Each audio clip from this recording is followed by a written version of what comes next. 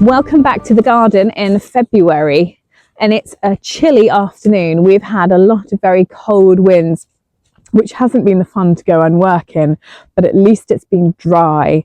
We have had quite a lot of dry weather, which is a huge advantage over this time last year.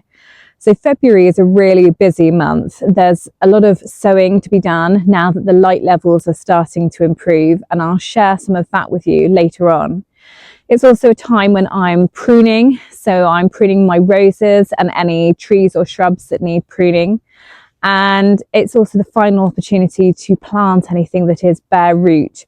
So whilst the trees are dormant, it's a great time to plant anything that's a bare root. And we're putting in a couple of crabapple trees, which I'll also share with you later on. But it's exciting to see lots of things already starting to bloom. We've got the first of the daffodils arriving, there's snowdrops, and we've also got some primroses just starting to pop open. And the bluebells are really starting to push up through the soil now, and we're starting to see evidence of even more bluebells in the woodland. And Ludo's determined to be included in these films, aren't you, Ludo? So we will show you what we're doing in the garden this February.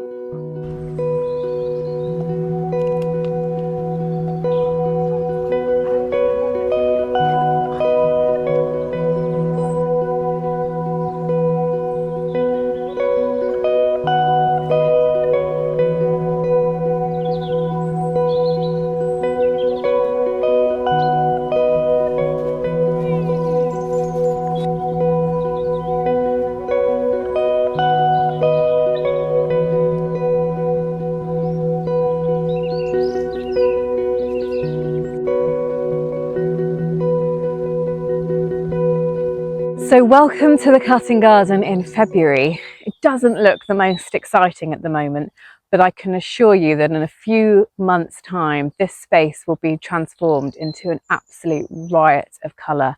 But it's not that long ago that this wasn't here. It was only in 2021 that we dug all of these beds. They were dug with a digger, and they're about 8 metres long. I've got a few that are 10 metres right down at the very bottom. That's where I grow my dahlias. But the rest of all of the beds are 8 metres, and there's 26 beds here, so it's plenty to keep me busy.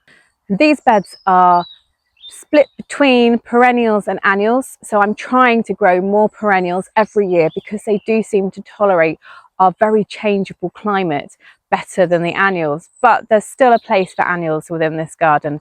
Things like the cosmos I would just never be without. So 3 years ago I decided that this cutting garden wasn't quite enough. I needed to grow lots of foliage. The foliage is really slow growing, so it needed a big special space. So I created another 300-metre cutting garden over there. So now I've got about 3/4 of an acre in total. And in that cutting garden, I grow things like my woody perennials, so viburnums and hydrangeas. There's also lots of grasses over there, and I grow lots of eucalyptus, which gives me a fantastic crop of foliage in the winter months when all of the other plants are bare. It's particularly popular at Christmas time with my florist customers. So I'm incredibly proud that this space, which just a few years ago was a pony paddock, is now this beautiful biodiverse space filled with incredible life.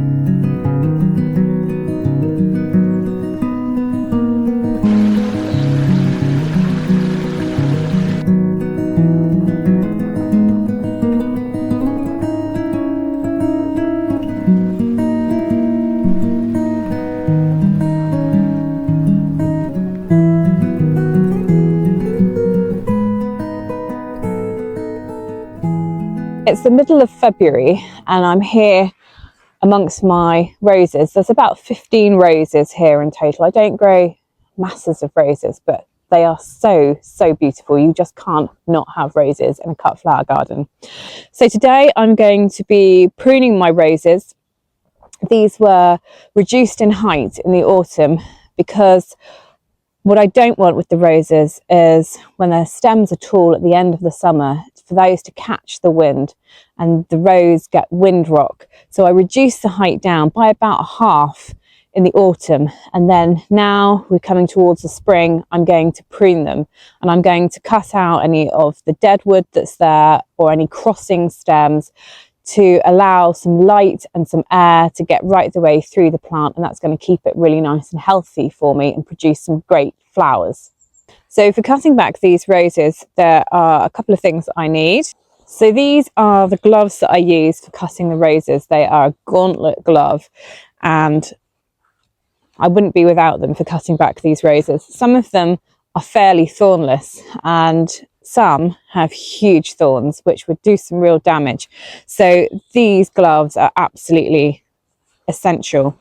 I also use my trusty secateurs, but loppers are really useful for some of those big, thick, heavy stems.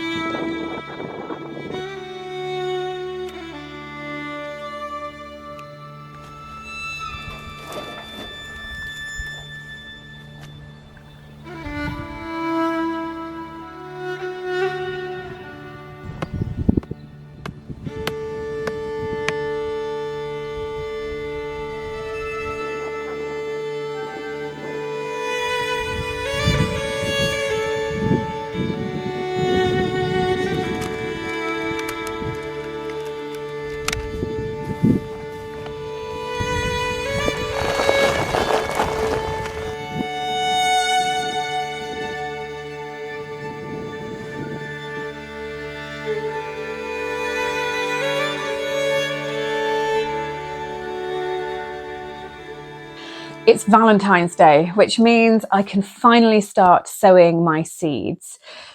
I find that at Valentine's Day, we get the magic 9 hours of daylight, which is exactly what seedlings need in order to grow nice, strong stems and not bolt away looking for the daylight. So I've got lots of things that I'm going to start sowing. I'm using my sowing schedule, which I put together in January, to guide me as to what I need to sow each week. And on here, I know exactly how many things I've got to sow and where they're going to end up, whether it be in the field or in the polytunnel. So this is my absolute go-to document over the next few weeks. So today I'm sowing some verbascum, which is a hardy perennial. I'm also sowing some wallflowers to give me some autumn colour, and normally I only sow my wallflowers in the autumn to give me spring colour, but for the first time I'm going to sow them now to give me a burst of colour in the autumn. I'm growing some more agrostemma, which is destined for the field. I have lots in the polytunnel already. There's some Dorcas or wild carrot, which has got that lovely kind of cow parsley type flower, really lovely and frothy. And we've got some chickpea, which I've never actually grown before, but chickpea produces some fantastic frothy foliage, which I think is going to work really beautifully in bouquets. And finally, I've got some grasses. And grasses are really useful within floristry work, and they also dry really well. So there's lots to be getting on with today.